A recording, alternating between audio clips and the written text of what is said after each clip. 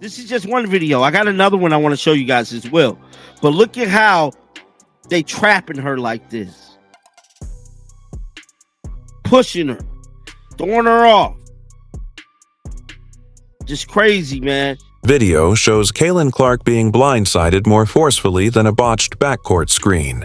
The hit was so violent that it didn't belong on a basketball court. Instead, it belonged in a WWE ring. We're talking court anger. Foul, no defense, just feelings and violence. However, we assure you that was not a box-out gone wrong. This controversy is continuing into overtime. Is it a flagrant assault, or just someone bringing beef to the paint and leaving sportsmanship in the locker room? Bothering her enough that she has told the team she can't play. She can't go. She's not at full strength. She's not even close to full strength because someone like Caitlin Clark would not sit out just to sit out. A person like Caitlin Clark is ready to ball at all times. I stand pat on what I said last night in the live and in my videos the last couple days that Caitlin Clark's injury absolutely has something to do with what happened in the preseason. I will stand on that 100%. I don't care if it's the opposite leg or the same leg. It is the same. The video shows Caitlin Clark being blindsided more forcefully than a botched backcourt screen. The hit was so violent that it didn't belong on a basketball court. Instead, it belonged in a WWE ring. We're talking court anger fouls. No defense, just feelings and violence. However, we assure you that was not a box-out gone wrong. This controversy is continuing into overtime. Is it a flagrant assault, or just someone bringing beef to the paint and leaving sportsmanship in the locker room? Stepping up and saying, what happened, the communication between the two, how they came about as far as sitting her out these 2 weeks. And, just basically going over how competitive Caitlin is and how she wants to play, but, they're going to hold her back like they did. The whole situation appeared less like a professional league and more like an open mic night for minor complaints. Oh, but it gets better, because this wasn't just a random elbow gone wrong or a clumsy defensive hiccup. Instead, it was choreographed chaos, like a Broadway musical, but with cheap fouls, rage, and no jazz hands from the commissioner's corner office down to the referees, who apparently left their eyes at home. The team, man. I've been thinking that you may have to take one for the team, because at the end of the day, you ain't getting no kind of respect whatsoever from the media. You know what I'm saying? Only real fans of Clark be having her back, but for most part, the media downplay her. Monica McNutt and all of them. Let's be real. The WNBA throws shade on her. The basketball players throw shade on her. Everybody, every way they can, throw Nike's throwing shade at her. I feel like they're not promoting her. That's for sure. To be clear, Caitlin was targeted in the GPS-locked, heat-seeking missile style. If it had been football, there would have been a helmet-to-helmet flag, a fine, and most likely a congressional hearing. Instead, WNBA officials sipped their Gatorade, watched the carnage, and perhaps looked at their fantasy football scores. Mid-play. There's nothing to see here, people, just the biggest player in the league being utilized as a dummy tackler to gain influence over benchwarmers.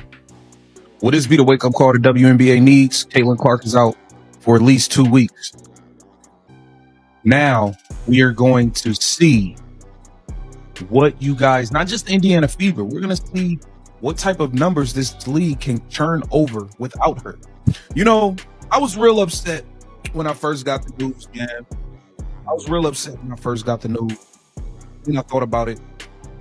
And maybe this is almost poetic in its hypocrisy, like writing a love letter, while setting fire to the recipient's home. Where was the commissioner during this? Presumably, she was busy polishing a press release that read, "We support women in sports." At the same time, she a league where one of the most gifted women in sports was jumped as if she owed someone lunch money. Let's talk about this play. The person who really should get all the blame is Kathy Engelberg. Yes, this is Kathy Engelberg's doing. You know why? Because she has incompetent referees.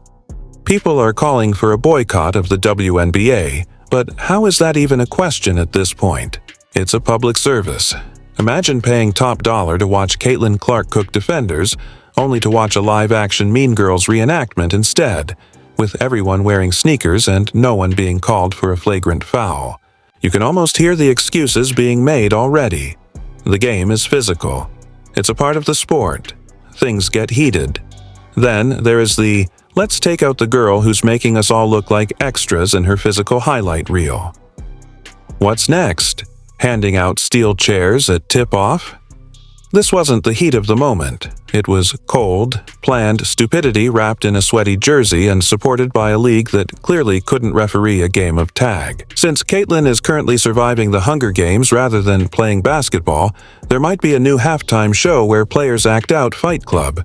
The only real rule is that referees must never interfere because they wouldn't want to. Ruin the fun with something as trivial as accountability.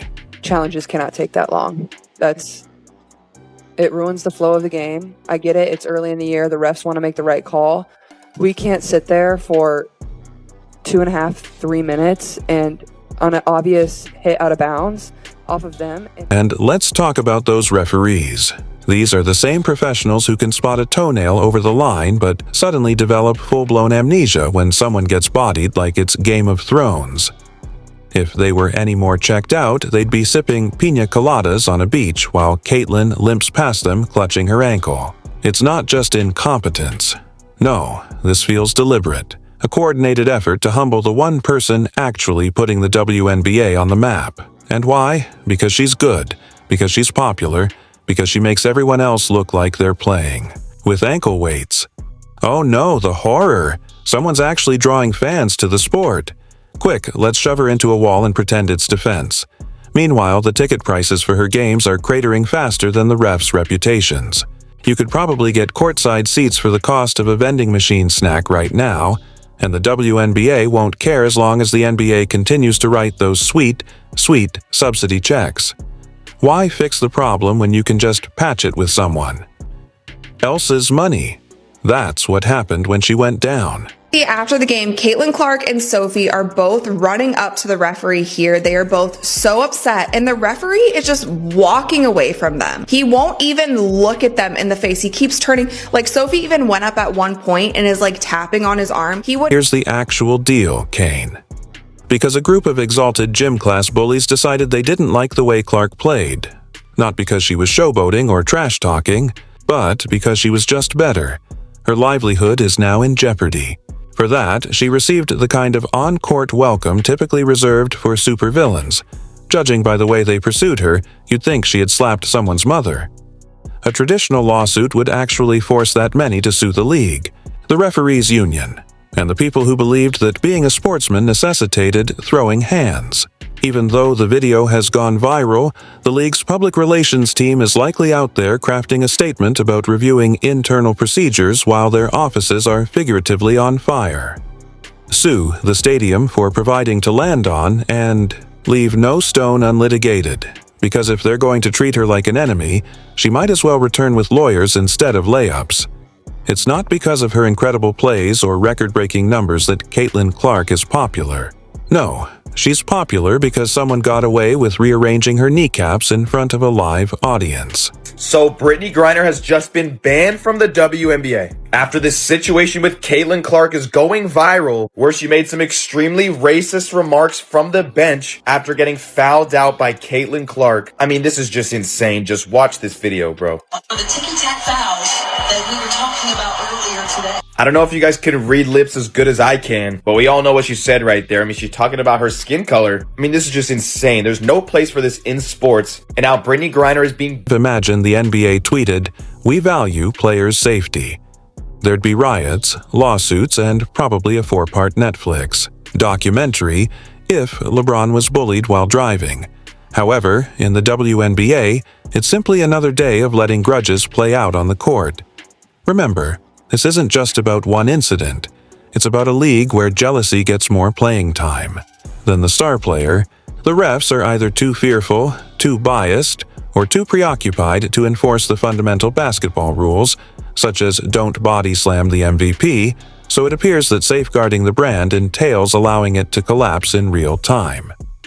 If they get Away with it once, they'll do it repeatedly until there's nothing left except injured stars with declining attendance and a commissioner giving moving speeches about learning moments.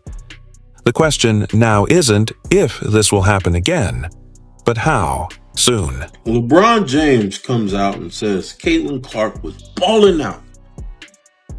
LeBron James, one of the greatest basketball players to ever touch basketball, has achieved everything in his career that he's wanted to achieve. Either one, two, or three favorite player of all time for most people. He comes out and says Caitlin Clark had a great game. And there are black women telling him in the comments he hates black women. At this point, firing the commissioner and all of the referees involved isn't a harsh reaction. It's the bare minimum. They couldn't protect their biggest draw, enforce the rules, or even pretend to be impartial. This isn't a league, it's a circus, and Caitlin Clark was cast as the punching bag. The irony is that without her, the league would collapse faster than a brick shot from half court. She is the ratings, the merchandise, and the reason why people who haven't watched a WNBA game in years suddenly understand what pick and roll means. Instead of erecting a structure around her, they allowed her to be steamrolled while their officials played peekaboo. Continue acting as though this is not an issue. Continue letting the haters abuse her as if it were a remix of a contact sport. Continue to wager that the NBA will continue to pay, but keep in mind that every unsold ticket, every spectator who ignores it, and every parent who says, "Maybe my daughter shouldn't play in this league," is a brick in the wall you're erecting between success and self-destruction, because in reality, the WNBA had a moment. A truly golden, glittering moment, and it punted that moment out of bounds with the grace of a clumsy toddler. All it had to do was protect its star, not indulge her, not show her favors, but make sure she didn't leave the arena in need of crutches and legal counsel. Truth, and just keep it going. Why don't you just fix the referee problem? Let's not forget you had a problem in the finals last year. Minnesota feels like they were robbed. Let's not forget that. Either get new referees or retrain the ones you have. It doesn't even make no sense why this is even an issue. You got all kind of people watching. See, that's what the problem is right now. Instead, it allowed players who couldn't match her skills to pursue her and attempt to beat her body without anyone stopping them. If the commissioner is searching for guidance, here's a place to start. Less TED speeches, more action, less game growth, and more public attacks are needed because at the moment, the only thing expanding is the list of reasons why fans are leaving. Although the WNBA continues to act as though everything is fine, remember that while your integrity limps off the court, so do your ticket sales, and Caitlin Clark will be fine because stars shine even if she doesn't ask to save the league. The league could have at least stopped treating her like a piñata with a ponytail. Through the smoke, but you're going to discover the hard way that if you mess with the player, you also mess with the people who came to watch her, and those people are mad. Good luck with that. Speaking of angry fans, let's consider how quickly public opinion changed from finally giving women's basketball the recognition it deserves to destroying everything and starting over with a rec league of middle schoolers who understand what a foul is. You know you've made a mistake when lifelong fans of women's sports are now supporting Caitlin Clark to become a golf influencer. Get out of the mine of bruised egos and missed calls, that is. Allow this kind of behavior in your league, someone is bound to get hurt eventually. The WNBA needs to protect its players. Caitlin Clark deserves better. Now, the hits have finally caught up with Caitlin Clark, and I believe that could be the case. And oh, the defenders, WNBA's social media army trying to paint this whole debacle as competitive spirit is the kind of delusion you only get after 5 consecutive seasons of irrelevance. It's like watching someone insist their karaoke rendition of Whitney Houston was Grammy-worthy. Honey, no, Caitlin wasn't competing. She was jumped. There's a difference between playing tough and playing dirty, and this wasn't even in the same zip code as tough, but let's not forget the MVPs of this disaster, the same corporate sponsors who were lining up to throw money at Caitlin's rising star like she was the human version of Bitcoin. Now, they're dialing back those ad budgets faster than a toddler backing away from a broccoli buffet. Suddenly, that flashy Caitlin Clark ex-WNBA merch collab is collecting dust, and execs are whispering in boardrooms. Maybe let's hold off on those billboards until the concussions stop? Meanwhile, the haters who wanted to humble her are probably chest-bumping in locker rooms like they just ended a dynasty. Spoiler alert, you didn't. You just showed the world that your best strategy wasn't better shooting, passing, or defense. It was cheap shots and an enabler ref squad who probably think a foul is just a fashion. Critique, and speaking of refs, someone should check if they were actually holograms because that might explain why they kept glitching out every time Clark hit the floor. It's either that, or they're just legally blind and moonlighting as NBA 2K referees between WNBA games. Their officiating was so bad, it's honestly impressive.